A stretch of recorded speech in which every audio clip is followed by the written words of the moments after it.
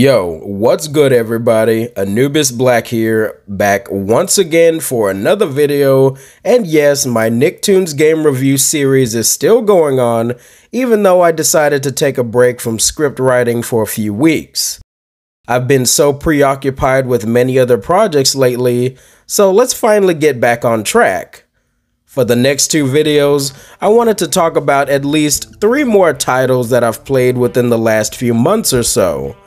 And these 2 games that I will be addressing today are based on the extreme sports themed original Nicktoon, Rocket Power, which ran from 1999 to 2004 and was somewhat popular around the same time as the Rugrats.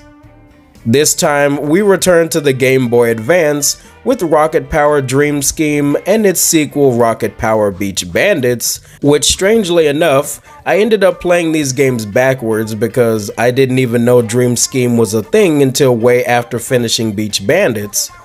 Also, fun fact if you don't already know, there is a console version of Beach Bandits, and there is also a PS1 Rocket Power game called Team Rocket Rescue, which I have not played either of at the time of recording this video, and as much as I hate to admit it, I was never really a big fan of the show growing up, nor did I even bat an eye towards the video games based on it. Despite this series oozing with late 90s radical charm, it just wasn't my cup of tea. Nonetheless, because of my Nickelodeon Games marathon, I decided to check out a whole bunch of old nostalgic games to see how good or bad they were or if they really stand the test of time. So let's find out, as we take a more in-depth look at our first subject, Rocket Power Dream Scheme on the GBA.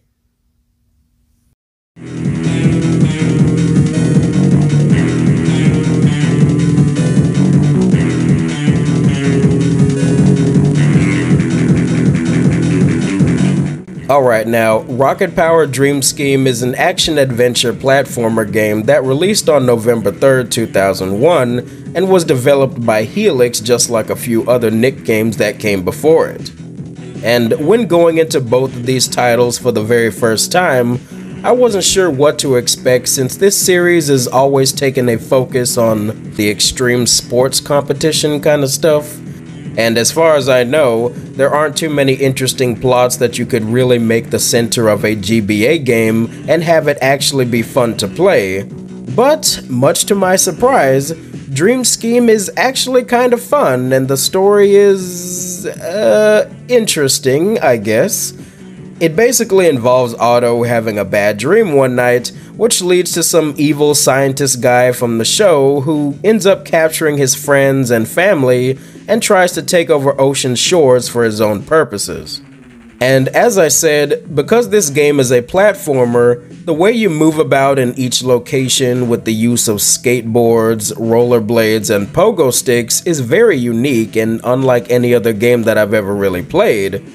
And while it is possible to just walk around and jump normally, about 80% of the time you will be traversing with vehicle-like mechanics that emphasize speed and momentum, making it very satisfying to reach the end of each level and their obstacle courses that come along with them. Albeit, sometimes the controls can be too slippery when you're trying to do precise jumping, and even though there are multiple playable characters that you unlock throughout the game, I didn't really feel much of a difference between them, honestly.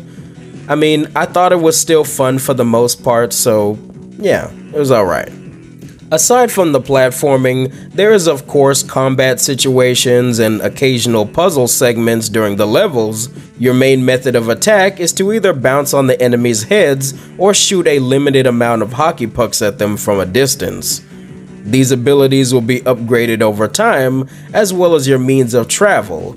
My favorite being the rocket-powered board that lets you blast through almost everything in your path, and the guided hockey pucks that lock onto enemies and make sure you really get them. Oh, and as for the puzzle stuff I mentioned, it really just amounts to pressing buttons and flipping switches to access locked-off areas, so pretty simple stuff.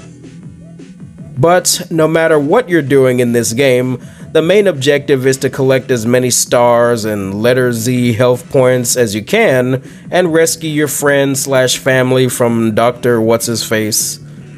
Also, speaking of which, the last few levels of the game kinda overstayed their welcome with how monotonous they are to get through, making the sudden anticlimactic ending even more strange.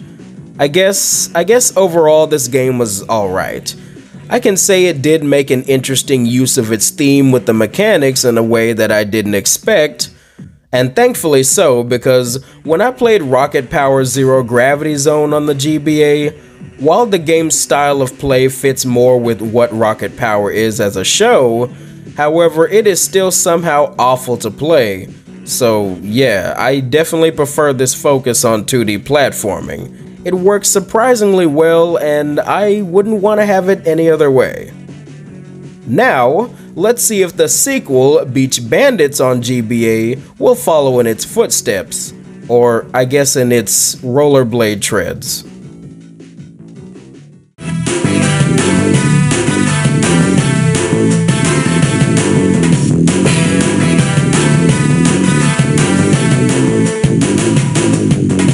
So, Rocket Power Beach Bandits on GBA released on October 19th, 2002 and was developed by Helix as well. Knowing the history with Nick GBA games in this particular company means that I can at least hope for some decent-ish quality. And I will say again that technically I did play this game before Dream Scheme, so my expectations were almost non-existent going into it for the first time. But in context of this review, Beach Bandits is marginally the same in terms of control and mechanics as its predecessor, and it does add some little tweaks to the experience that help differentiate it.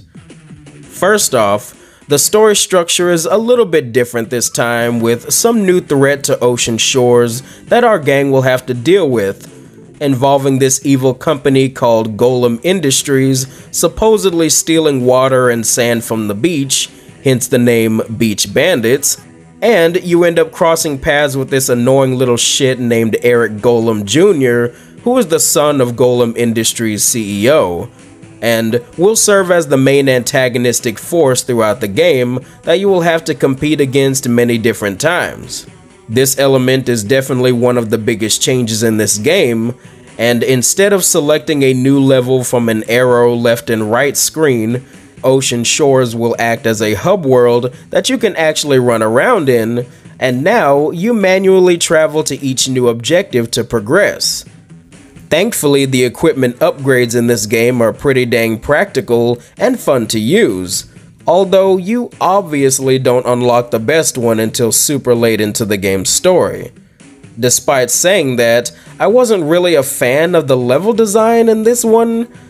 There were many times where I felt completely confused as to where I should be going or what I can interact with to progress further.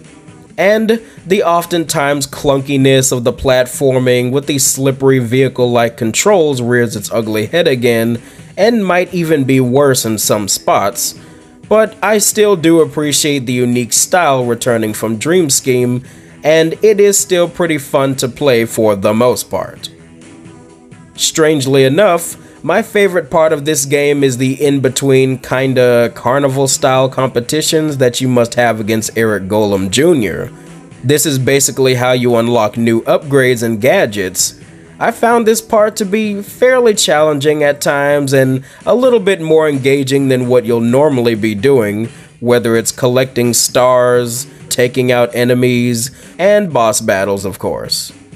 Regardless, I did still have more fun in these mini challenge stages between the main levels, and also, I gotta say the theme they play in the factory is kind of a freaking bop, not gonna lie.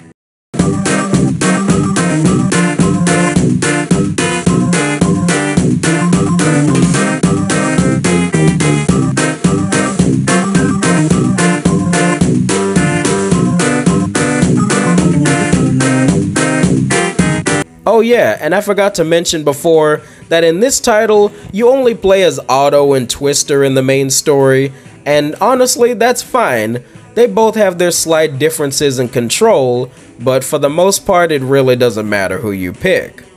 At least you do get to play as Reggie if you actually manage to finish all the minigames and collect everything properly. Sorry, spoiler alert. But yeah, it really doesn't matter who you pick. And like I said, the new upgrades to your gear through the story is the main highlight above everything else for me. And at least I can say the ending has a bit more substance to it than previously, even though I'm not a fan of the submarine section that they force you to do. But whatever, I'm not expecting a masterpiece.